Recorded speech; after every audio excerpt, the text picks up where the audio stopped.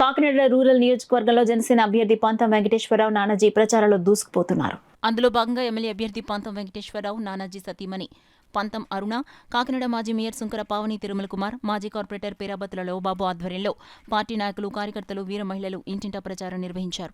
ఈ సందర్భంగా పంతం అరుణ ఓటర్లను కలిసి ఓట్లను అభ్యర్థించారు. ఈ నెల 13వ తేదీన జరిగే సార్వత్రిక ఎన్నికల్లో ప్రతి ఒక్కరూ కూటమి అభ్యర్థులు పంతం వెంకటేశ్వరరావు, తంగళ ఉదయ్ శ్రీనివాసులకు గాజు గ్లాసు గుర్తుకు ఓటు వేసి గెలిపించాలని కోరారు.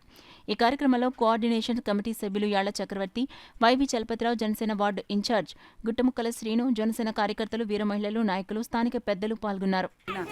ఓటు మంచిగా వినియోగించుకోమని ప్రతి ఒక్కరిని కూడా అభ్యర్థిస్తూ ఉన్నాము. ప్రతి ఒక్క చోట నుండి కూడా మంచి స్పందన రావడం చాలా సంతోషం. ఎందుకంటే వైసీపీ ప్రభుత్వంలో వీళ్ళు ఎన్ని రకాలుగా ఇబ్బందులు పడ్డారు, నిత్యావసర వస్తువుల పట్ల కానీ, గ్యాస్ పట్ల కానీ అన్ని రకాలుగా కూడా వీళ్ళందరూ ఇబ్బందులు పడ్డారు.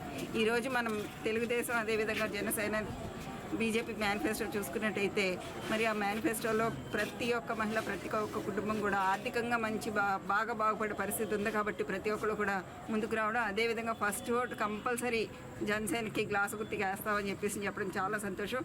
ఏదైతే భావితరాల భవిష్యత్తు బాగుండాలి అని చెప్పి ప్రతి ఒక్కరు భావించారు. అదేవిధంగా ఆంధ్రప్రదేశ్ అభివృద్ధి చెందాలి అంటే జనసేన, టీడీపీ, బీజేపీ కూటమి ప్రభుత్వం రావాలి అని చెప్పి అందరినీ కోరుకుంటా ఉన్నాం. అందరి దగ్గర నుండి మంచి స్పందన రావడం కూడా చాలా సంతోషం. రాబోయే రోజుల్లో ఇక్కడ జనసేన జెండా రెపరెపలాడడం ఖాయం అని చెప్పి తెలియజేసుకుంటూ సెలవు తీసుకుంటాం. అమ్మ, ఈసారి ఓటు తప్పనిసరిగా మీకే వేస్తాం. మీరు తిరగక్కర్లేదు, మేమందరం కూడా వచ్చి మీకు ఓటేసి గెలిపిస్తాం.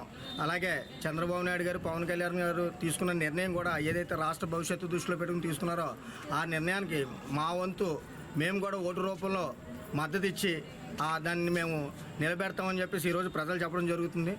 అలాగే ఏదైతే ఉమ్మడిగా బీజేపీ, తెలుగుదేశం, జనసేన కలిసి ప్రవేశపెట్టిన మేనిఫెస్టో ఉందో దాని మీద కూడా ప్రజలు ఆకర్షితులై చాలామంది ఈరోజు ఓటేయడానికి ముందుకు వస్తున్నారు. కాబట్టి రానున్న రోజుల్లో కూటమి ప్రభుత్వం ఏర్పడిన తర్వాత ఏదైతే ఇప్పుడు హామీ ఇచ్చారో హామీల ప్రకారం ప్రతి వ్యక్తికి, ప్రతి కుటుంబానికి, ప్రతి ఒక్కరికి కూడా వారి ద్వారా ఈ సంక్షేమ పొందాలు అందేలాగా నేను బాధ్యత తీసుకుంటానని సభాముఖంగా తెలియజేస్తున్నాను.